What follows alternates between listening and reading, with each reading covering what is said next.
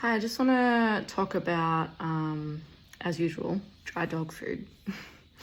I don't like to name and shame brands specifically because I think that's just poor form. But what I will do and what I am happy to do is to name and shame the use of crappy ingredients, in particular cheap fillers.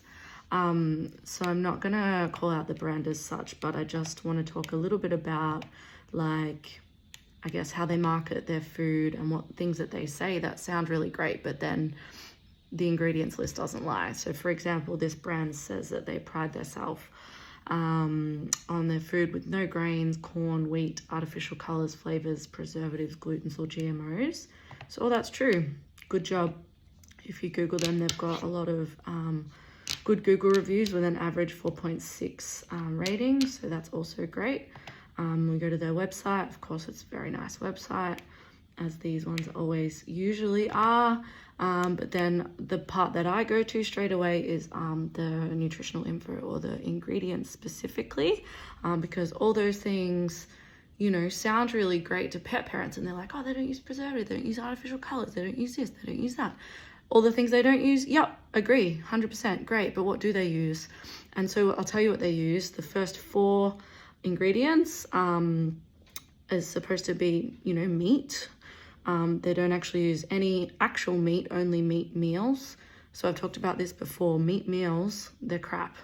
They're so highly processed. There's so little nutritional value left by the time they've turned it from a meat into a meat meal, that it's like this nutritionally void powder that started from meat, but it didn't end as meat, right?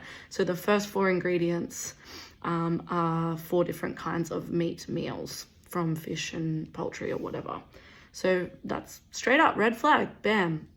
And then the next red flag, the next 3 ingredients, actually the next 4 after that.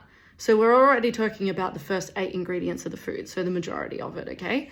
The next 4 after all the meals are, what do you know, cheap fillers. Sweet potato, chickpeas, green lentils, red lentils. So that's the whole first line of ingredients. And then if you keep going further down, and it usually happens, you get some good ingredients. They got blueberries, kale, spinach, pumpkin, kelp, all those things, great. But there's not much in there. Trying not to swear, but it makes me really angry. There's not much in there of those good things. And they're dried blueberries, dried spinach, dried pumpkin. Everything is dry. Yeah, so that's my point, is that these foods are marketed really well. Their packaging's really nice. The words they use and the messages they send in their marketing are great. Their websites are beautiful. And it's easy to be fooled into thinking they're a great food. It really is. They do that so well. But read the ingredients. Read them. And what are they? And what are they mostly? If they're mostly meat meals and cheap fillers, 80% of them are, without fail, because I look at these all the time, it's not good enough, and it's not appropriate. This one even calls itself biologically appropriate. It's infuriating. Just read the ingredients, please. Read the ingredients of what you're feeding your dog, and make sure the ingredients are good, because nothing else they say matters. What matters is the ingredients.